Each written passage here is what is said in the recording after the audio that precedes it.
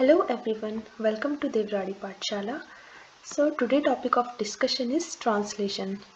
ये मैंने molecular biology से लिया हुआ है ये टॉपिक। मुझे काफ़ी स्टूडेंट्स ने रिक्वेस्ट करी थी कि ट्रांसलेशन पे मैं वीडियो बनाऊं, सो इसीलिए मैं पहले ट्रांसलेशन पे वीडियो लाई हूँ।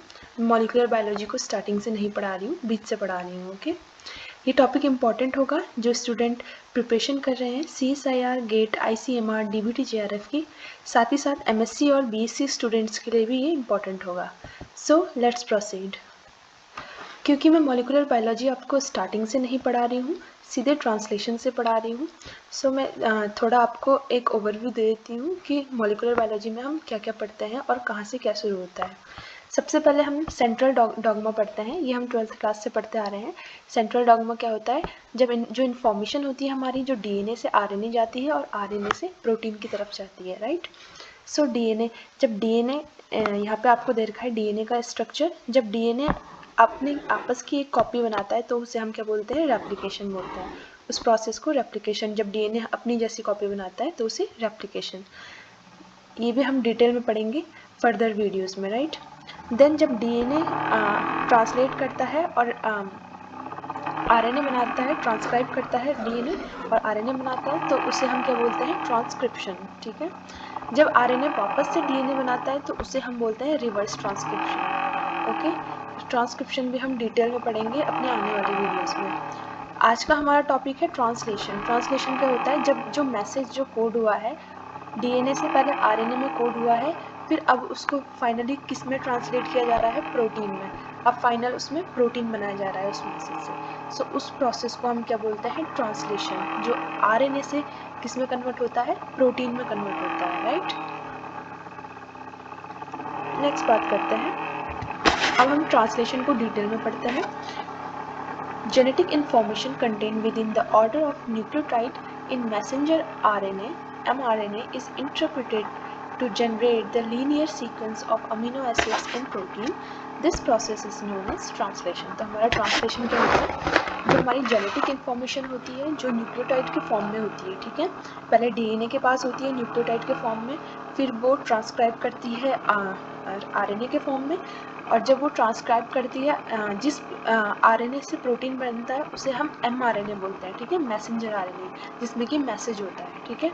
फिर वो इंटरप्रिटेट करता है और एक linear sequence of amino acids बनाता है इन प्रोटीन्स में, ठीक है। सो उस प्रोसेस को हम क्या बोलते हैं? ट्रांसलेशन, ठीक है। यानी RNA से जब हमारा जो मैसेज होता है वो पर्टिकुलरली प्रोटीन में कोड होता है, तो पर्टिकुलर अमीनो एसिड्स उन कोड्स के अकॉर्डिंग ज्वाइन होता है, तो एक कंप्लीट हमारे पास क्या बन जाता है? प्रोटीन का स्ट्रक्चर बन जाता है। Okay, translation is among the most highly conserved across all organism, ठीक है। हाईली कंजर्व का मतलब क्या है? ये हर एक ऑर्गेनिज्म में होता है। आप वायरसेस ले लीजिए, बैक्टीरिया ले लीजिए, या कोई भी ले लीजिए, ठीक है, इवन ह्यूमन बींग्स तक, ये सब में कंजर्व्ड होता है, यानी सब में ये प्रोसेस होता है, ठीक है। And among the most energetically costly for the cell, लेकिन साथ ही साथ में क्या होता है? सबसे ज़्यादा कॉस्टली प्रोसेस भी होती है, क्योंकि सेल की मोस्ट ऑफ द एनर्जी किस में चली जाती है? ट्रांसलेशन में चली जाती है। In rapid growing bacterial cells, up to 80% of the cell's energy and 50% of the cell's dry weight are dedicated to protein synthesis.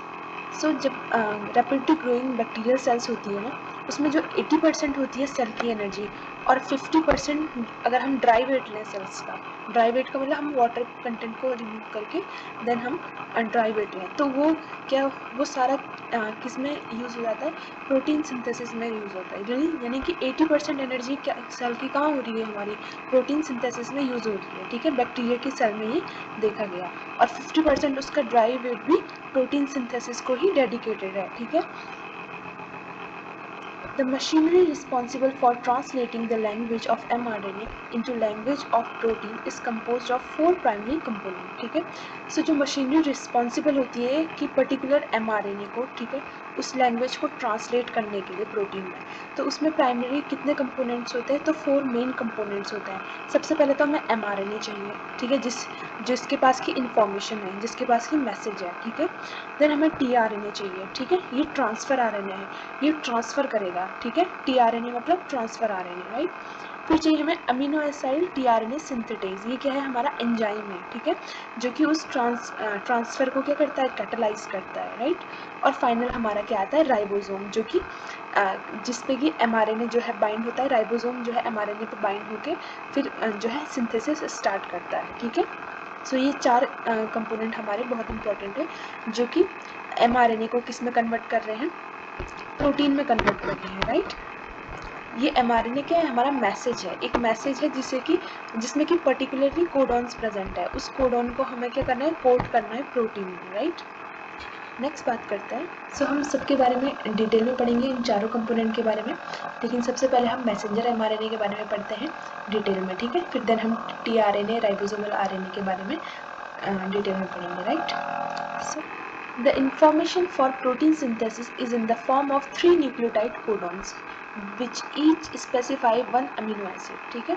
So 3 nucleotide codon के फॉर्म में होता है प्रोटीन, ठीक है। इन्फॉर्मेशन जो होती है वो कोडॉन्स के फॉर्म में होते हैं, और वो किसके पेयर में होते हैं, 3-3 के पेयर्स में होते हैं, राइट।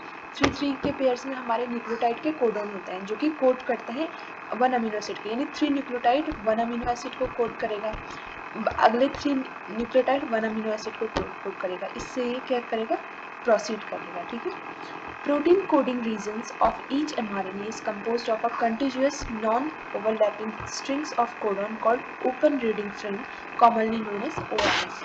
So ORF क्या होता है हमारा, the protein coding region होता है of each mRNA is composed of continuous non overlapping strings, ठीक है। यानी कि इसका मतलब क्या हो गया कि एक हमारा स्टार्ट कोडॉन हो गया, जैसे फॉर एग्जाम्पल हमारा AUG स्टार्ट कोडॉन होता है, और उसके बाद अदर कोडॉन्स होंगे, और लास्ट में जो हमारा एक स्टॉप कोडॉन आ जाएगा। इन स्टार्ट कोडॉन और स्टॉप कोडॉन के बीच के जो हम पूरे कंप्लीट स्ट्रेच ऑफ आरएनए को, उसको हम ओपन रीडिंग फ्रेम बोलते हैं, ठीक है, ORF। तो इसे हम क्या बोलते हैं, ORF, जो स्टार्ट से स्टॉप कोडॉन के बीच में जो पूरा एक स्ट्रेच होता है, ठीक है, उसे हम ORF बोलते हैं, right. Each ORF specify a single protein and start and and with the internal sites with in the mRNA, ठीक है। तो एक ORF क्या स्पेसिफाई करता है, एक पर्टिकुलर प्रोटीन को स्पेसिफाई करता है, ठीक है, यानी यहाँ से लेकर यहाँ तक, जब तक ये स्टॉप नहीं होता तब तक ये क्या है, एक प्रोटीन है, ठीक है। जैसे ये स्टॉप हो जाएगा, ये कंप्लीट एक प्रोटीन बन के हमारा आ जाएगा, right. So 1 ORF specify 1 protein. Translation starts at the 5' end of the ORF and proceed 1 codon at a time of 3' end. The first and the last codon of an ORF is known as start and stop codon, ठीक है। तो यानी first codon मानो ये यहाँ से start हो रहा है और यहाँ पे जाके एंड हो जा रहा है, ठीक है। तो जो स्टार्ट कर रहा होगा उसे हम स्टार्ट कोडॉन बोलेंगे, और जो स्टॉप कर रहा होगा उसे हम स्टॉप कोडॉन बोलेंगे, राइट। स्टार्ट कोडॉन कौन सा होता है हमारा, जनरली AUG होता है, राइट। और स्टॉप कोडॉन के नाम क्या होता है, UAA, UAG, UGA। जैसे ये कोडॉन्स आते हैं आगे तो हमारा एक सीक्वेंस क्या हो जाती है, स्टॉप हो जाती है, right.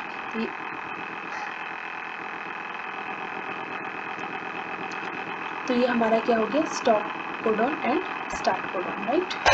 In bacteria start codon usually start from 5' to AUG to 3', right, but 5' to GUG to 3', and sometimes even 5' to UUG 3' is also used। तो बैक्टीरिया में 3 टाइप के कोडॉन से स्टार्ट करते हैं, ठीक है। एक में AUG सीक्वेंस आता है, दूसरे में कभी कभार GUG भी आता है, और कभी कभार UUG भी सीक्वेंस देखा जा सकता है स्टार्ट कोडॉन में, ठीक है। यूकैरियोटिक सेल्स, जब यूकैरियोटिक सेल्स की बात करें तो वो हमेशा AUG यूज़ करेगा, ठीक है, वो हमेशा AUG यूज़ करेगा, और इसे इस बात को आप ध्यान रखना। The start codon has important functions, ठीक है।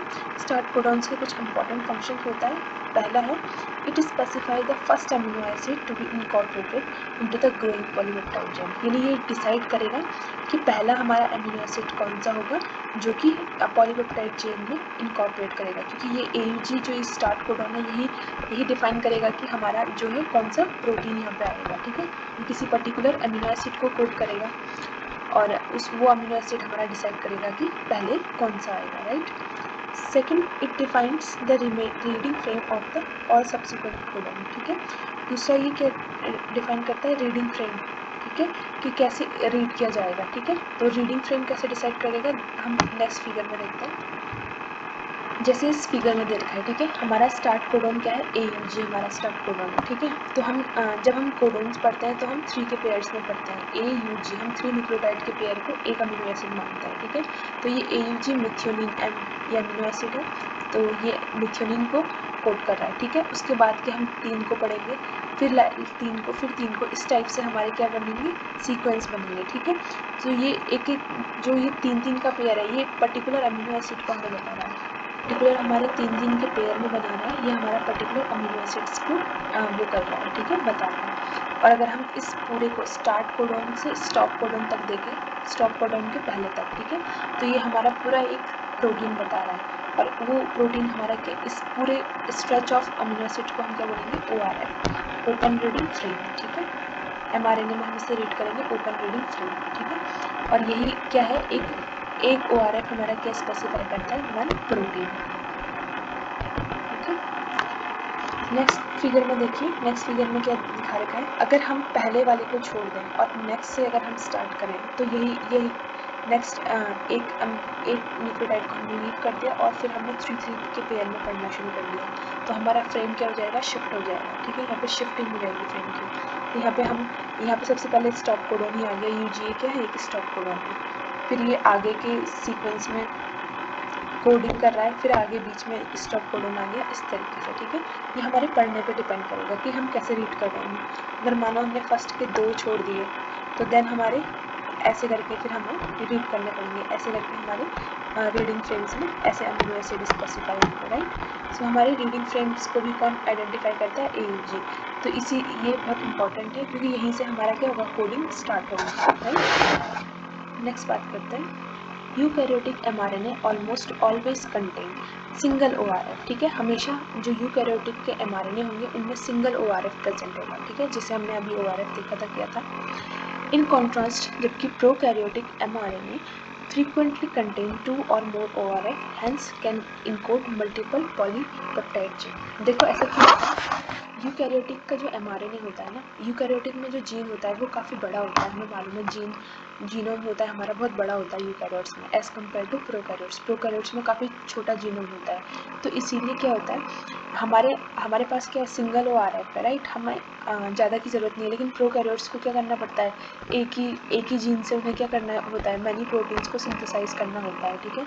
तो इसीलिए उनके एक mRNA में क्या होता है, एक से ज़्यादा यानी जनरली 2 से या उससे ज़्यादा ही ORF प्रेजेंट होते हैं, ठीक है, जो कि कोड करते हैं अलग अलग पॉलीपेप्टाइड चेन्स को। यानी 1 ORF एक को करेगा, दूसरा दूसरे को करेगा, है ना। तो मल्टीपल पॉलीपेप्टाइड चेन्स को ये इनकोड करते हैं, right. mRNA contains multiple ORF is known as polycistronic mRNA, ठीक है। जिन mRNA में मल्टीपल ORF होता है उन्हें हम पॉलीसिस्ट्रोनिक mRNA बोलते हैं, ठीक है। और ये किस में प्रेजेंट होता है, प्रोकैरियोट्स में, ठीक है, इसे याद रखना, प्रोकैरियोट्स में ये प्रेजेंट होता है, राइट। उसके बाद and those encoding single ORF are known as monocistronic mRNA, और जो सिंगल ORF को इनकोड करते हैं उनको हम क्या बोलते हैं, मोनोसिस्ट्रोनिक mRNA, ठीक है। और ये इनमें क्या होता है, ये किसमें होता है, यूकैरियोट्स में प्रेजेंट होता है, ठीक है। जिनमें सिंगल क्या होता है, सिंगल ORF होता है।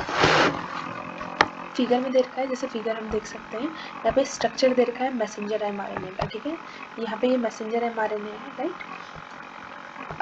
सबसे पहले हम ए को देखेंगे, पॉलीसिस्ट्रोनिक प्रोकैरियोटिक मैसेज विद 3 ORF, ठीक है। तो यहाँ पे ये पॉलीसिस्ट्रोनिक mRNA है, राइट, यानी ये किसका होगा, प्रोकैरियोट्स का होगा, राइट। इसमें क्या है, एक स्टार्ट साइट है, यहाँ पे एक स्टार्ट साइट है, एक स्टॉप साइट है, ठीक है। और यहाँ पे एक ORF हो गया, ये एक ORF एक पर्टिकुलर प्रोटीन को कोड कर रहा है, ठीक है। फिर ये दूसरा हो गया, ये पहला हो गया, दूसरा हो गया, ये तीसरा हो गया। तो ये पहला प्रोटीन को कर रहा है, ये दूसरा प्रोटीन, और ये तीसरा प्रोटीन। तो हमारा एक ही mRNA में क्या हो गया, 3 प्रोटीन हमें मिल गए, राइट। तो ये किसका केस है, प्रोकैरियोट्स का केस है। जबकि यूकैरियोट्स में क्या होता है, यूकैरियोट्स में मोनोसिस्ट्रोनिक mRNA होता है, और ये मोनोसिस्ट्रोनिक वे में यूकैरियोट का मैसेज होता है, ठीक है। तो 5 prime cap indicate bye a ball at the end of mRNA, ठीक है। ये 5 प्राइम कैप जब हम ट्रांसक्रिप्शन पढ़ते हैं ना, तो उस टाइम पे हम पढ़ते हैं कि 5 प्राइम कैप लगती है, जहाँ पे कि जो कि इम्पॉर्टेंट होता है ताकि ये एंडोन्यूक्लियस से mRNA को बचा सके। यूकैरियोट्स में जनरली ये 5 प्राइम कैप लगती है, प्रोकैरियोट्स में ये नहीं लगती है, ठीक है। तो यहाँ पे क्या है, जैसे ये स्टार्ट कोडॉन है और ये स्टॉप कोडॉन है, तो ये यहाँ पे क्या है 1 ORF है, ठीक है, एक ही ORF है। तो ये क्या हो गया, मोनोसिस्टोनिक mRNA, इससे एक ही प्रोटीन बन रहा है, राइट। ये एक mRNA है लेकिन एक प्रोटीन बना रहा है, ये 1 mRNA है बट 3 प्रोटीन्स बना रहा है, 3 डिफरेंट प्रोटीन्स, राइट। सो ये क्या हो गया, मोनोसिस्टोनिक, और ये हो गया पॉलीसिस्टोनिक, राइट। नेक्स्ट बात करते हैं, for translation to occur ribosome must recruit to the mRNA, ठीक है। ट्रांसलेशन के लिए ये बहुत इंपॉर्टेंट है कि राइबोसोम जो है mRNA को रिक्रूट करे, ठीक है। To facilitate binding by ribosome, many prokaryotic ORF contains a short sequence of upstream on the 5' side of the start codon and the ribosome binding site, ठीक है। सो राइबोसोम की बाइंडिंग को फैसिलिटेट करने के लिए प्रोकैरियोट्स में क्या होता है, शॉर्ट सीक्वेंस होता है, ठीक है, जो कि स्टार्ट कोडॉन में होता है, जिन्हें हम बोलते हैं RBS, राइबोसोम बाइंडिंग साइट्स। यानी कि mRNA में हमारे क्या होते हैं, ऐसे शॉर्ट सीक्वेंस होते हैं जहाँ पे कि राइबोसोम आके जो है वो बाइंड कर सकें, ठीक है, और रिक्रूट हो सकें, ठीक है, उन्हें हम बोलते हैं ribosome binding site. This element is also referred to as Shine Dalgarno sequence. उन राइबोसोम बाइंडिंग साइट को हम क्या बोलते हैं, शाइन-डलगानो सीक्वेंस। ये बहुत इंपॉर्टेंट है, ठीक है, इसे याद रखना। प्रोकैरियोट्स में क्या होता है, शाइन-डलगानो सीक्वेंस, जो कि राइबोसोम बाइंडिंग साइट्स होती हैं। ये शाइन-डलगानो सीक्वेंस में आकर जो है राइबोसोम बाइंड करता है और देन mRNA को रिक्रूट करता है। After the scientist who discovered it by comparing the sequence of multiple mRNA, ठीक है। सो ये शाइन-डलगानो ये साइंटिस्ट थे जिनके नाम से ये पड़ा हुआ है, ठीक है, इस साइट्स का नाम, क्योंकि इन्होंने ये डिस्कवर की थी ये राइबोसोम बाइंडिंग साइट्स, तो इन्हीं के नाम से क्या पड़ा, शाइन-डलगानो सीक्वेंस। The RBS यानी ribosome binding sites typically located 3 to 9 base pair at the 5' end of the start codon। Start codon के 5' एंड पे, ठीक है, ये AUG है, तो इसी के 5' एंड पे ये प्रेजेंट होता है, right. is complementary to a sequence located near the 3' end of one of the ribosomal RNA component, the 16S ribosomal RNA, ठीक है। इससे क्या होता है, यही सीक्वेंस क्या होती है, कॉम्प्लीमेंट्री होती है और अपने 3' एंड पे ये क्या होती है, राइबोसोम के RNA के कंपोनेंट से बाइंड करती है, जो कौन सा कंपोनेंट होता है, 16S राइबोसोम। जब मैं राइबोसोम पढ़ाऊंगी, अभी मैं आपको mRNA पढ़ा रही हूँ मैसेंजर RNA के बारे में, जब मैं राइबोसोम पढ़ाऊंगी तो आपको डिटेल में पढ़ाऊंगी, right. Eukaryotic mRNA recruits ribosomes using a specific chemical modification known as 5' cap, ठीक है। अब देखो, अभी तक हमने प्रोकैरियोट्स में पढ़ा, प्रोकैरियोट्स में क्या प्रेजेंट होता है, शाइन-डलगानो सीक्वेंस प्रेजेंट होती है, जहाँ पे कि राइबोसोम जो है बाइंड करती है। लेकिन अब यूकैरियोट्स में क्या होता है, मैंने आपको बताया था 5' कैप होती है, ठीक है। ये RNA को जो है वो किससे बचाती है, डिग्रेडेशन, यानी एंडोन्यूक्लियोसिस के डिग्रेडेशन से बचाती है, ठीक है, ये 5' कैप। तो होता क्या है, इस 5' कैप में क्या होता है, इसमें मिथाइलेटेड ग्वानिन न्यूक्लियोटाइड होता है, राइट, जो कि जिसमें कि अनयूजुअल लिंकेज होता है, 5' टू 5' लिंकेज। ये जनरली कहीं नहीं देखा जाता है, ये इसी में देखा जाता है, ये बहुत ही अनयूजुअल है, क्योंकि ये यूजुअली नहीं होता है। यूजुअली हमारा लिंकेज होता है 5' टू 3' लिंकेज, ठीक है। तो यहाँ पे ये 5' टू 5' लिंकेज होता है, जो कि अनयूजुअल होता है, इसीलिए कोई भी एंडोन्यूक्लियोस से ईजिली जो है वो डिग्रेड नहीं कर पाता है। तो इस एंड को बचाने के लिए क्या होता है, ये होता है। तो इसी 5' कैप पे हमारा क्या होता है, राइबोसोम आके बाइंड करता है, ठीक है। राइबोसोम हमारा इसी जो है 5' एंड पे आके जो है हमारा बाइंड करता है, 60S एंड 40S इस टाइप से बाइंड करता है, ठीक है। तो यहीं पे आके हमारा राइबोसोम बाइंड करेगा in case of eukaryotes, okay. दो अदर फीचर्स हैं यूकैरियोटिक mRNA के जो स्टिमुलेट करता है ट्रांसलेशन को। देखो, ये भी ट्रांसलेशन को स्टिमुलेट कर रहा है, जब राइबोसोम बाइंड करेगा तभी तो सब ट्रांसलेशन स्टार्ट होगा ना। ऐसे ही दो फीचर्स और भी हैं, वो हम आगे बढ़ते हैं। One of the feature is the presence of in some of mRNA is a purine 3 bases upstream of the start codon and a guanine immediately downstream, 5' to GANN AUGG 3'. This sequence was originally identified by Marlin Kozak and referred to as Kozak sequence. So eukaryotes में क्या present होती है, कोजैक sequence present होती है upstream में, ठीक है। सो क्या होती है, ये जो कोजैक सीक्वेंस होती है, इन्हीं में क्या होता है, ये हम सीक्वेंस में देख सकते हैं ANN AUG। तो इसी कोजैक सीक्वेंस से क्या होता है, हमारा क्या होता है, ये जो AUG दिख रहा है ना हमें ये बीच में, इसी से हमारा क्या होता है, प्रोटीन ट्रांसलेशन स्टार्ट स्टार्ट होता है, तो इस पर्टिकुलर साइट से हमारा प्रोटीन ट्रांसलेशन स्टार्ट होगा। यानी कि हमारा कोई भी AUG पे ऐसी प्रोटीन सिंथेसिस स्टार्ट नहीं होगा इन केस ऑफ यूकैरियोट्स। यहाँ पे एक पर्टिकुलर ऐसा सीक्वेंस होता है ANN। NN क्या डिफाइन कर रहा है? न्यूक्लियोटाइड को। A हमारा एडेनिन है, ठीक है, और ये यूरासिल है, ये आप लोगों को पता ही होगा, ठीक है, और N हमारा न्यूक्लियोटाइड। तो ये पर्टिकुलर जब इस फॉर्म में होगा ना, तो तब जाके हमारा उस बीच के AUG से हमारा क्या होगा, स्टार्ट होगा ट्रांसलेशन, ठीक है, यानी कोडिंग हमारी स्टार्ट होगी। तो इन कोसैक सीक्वेंस से वो स्टार्ट होती है, right. Many eukaryotic mRNA lacks these bases, but their presence increases the efficiency of the translation, ठीक है। बहुत सारे ऐसा नहीं है कि ये सारे यूकैरियोट्स में प्रेजेंट होते हैं, ज़्यादातर यूकैरियोट्स में एब्सेंट होते हैं, बट अगर ये प्रेजेंट होंगे ना तो उनकी ट्रांसलेशन की इफिशियंसी को ये इंक्रीज करते हैं, ठीक है। A second feature of that contribute to the efficient translation is the presence of poly A tail at the 3' extreme of the mRNA, ठीक है। सो सेकंड फीचर जो कि एफिशिएंट होता है ट्रांसलेशन के लिए, वो है पॉली ए टेल। जैसे मैंने बताया था कि यूकैरियोट्स में क्या होता है, एक 5' कैप होता है जो कि इस एंड को बजाता है एंडोन्यूक्लियस से, ठीक है। तो ऐसे ही लास्ट में एक पॉली ए टेल होती है, ठीक है, जो कि इस वाले एंड को बजाती है। यहाँ पे पॉली ए टेल में क्या होती है, अराउंड 200 जो है वो एडेनिन के बेसिस को जोड़ा जाता है, ठीक है, ताकि ये यहाँ से बचा सके इस mRNA को, ठीक है। सो ये भी क्या करता है, हेल्प करता है ट्रांसलेशन में, ये पॉली ए टेल भी, ठीक है। Despite its location at the 3' and, इसका लोकेशन क्या होता है 3' एंड, ये होता है 5' एंड पे कैप होती है, 3' एंड पे पॉली ए टेल होती है। The poly A tail enhance the level of translation of the mRNA by enhancing the recruitment of pre-translation initiation factor. So इसकी लोकेशन 3' एंड पे होने के बाद भी ये क्या करती है, ट्रांसलेशन को इन्हेंस करती है बाय रिक्रूटिंग की ट्रांसलेशन फैक्टर्स को ये रिक्रूट करती है, ठीक है, उनकी वजह से ये इन्हेंस करती है mRNA को, ठीक है। सो जब हम ट्रांसलेशन पढ़ेंगे तो उसमें हम ये डिटेल में पढ़ेंगे, ठीक है। आज हमने मैसेंजर mRNA के बारे में पढ़ा, ठीक है। नेक्स्ट वीडियो में हम tRNA और राइबोसोमल RNA के बारे में पढ़ेंगे, ठीक है। सो वीडियो पसंद आया होगा तो इसे लाइक ज़रूर करें, अपने दोस्तों के साथ शेयर करें, एंड प्लीज़ सब्सक्राइब देवराड़ी पाठशाला।